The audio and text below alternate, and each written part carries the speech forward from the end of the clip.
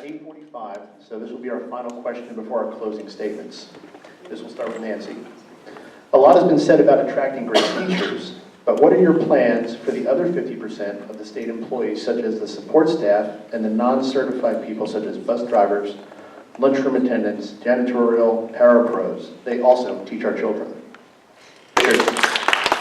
Again, coming from, I guess, a coaching background, you know, these people are essential team members.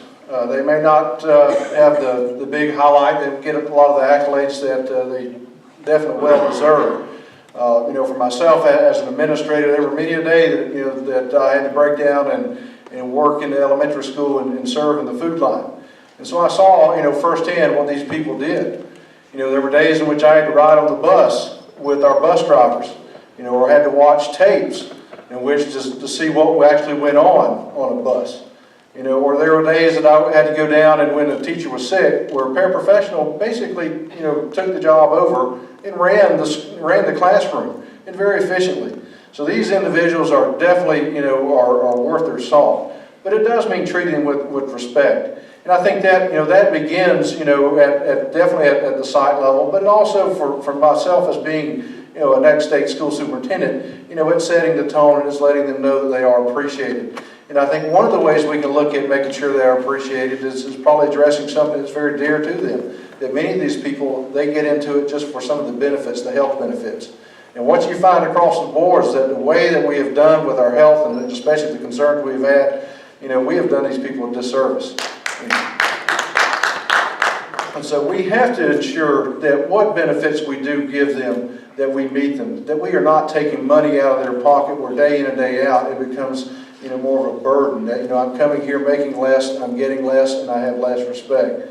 So let's look at what we are offering our specialty people in this area, treat them with respect, give them the benefits that they need, you know, so that they can, you know, provide and help provide for their family.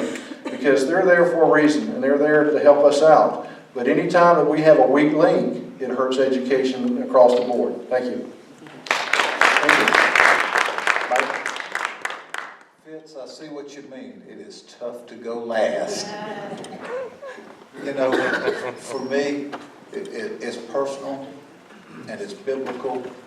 You follow the golden rule. You treat other people the way that you want to be treated.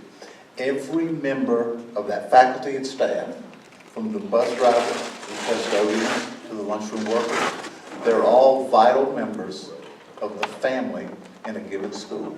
And they need to be given the respect and the compensation that they are due. That curriculum of life that I'm talking about, you know who teaches a lot of those lessons?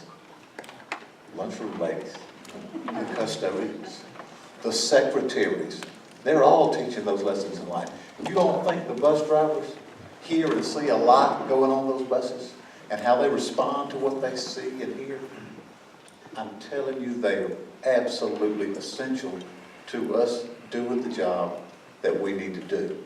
And we should always, always give them the respect that they do and treat them the exact same way that we would like to be treated. It is on us to make sure that we can meet their needs. And we've got to find a way within that package to make sure that they get the benefits, because they're not doing it for the salary. I'm telling you, that benefit package is absolutely essential. And local districts have been burdened with trying to maintain the cost of escalating health insurance costs, quite frankly. So we've got to find a way to try to assist with that.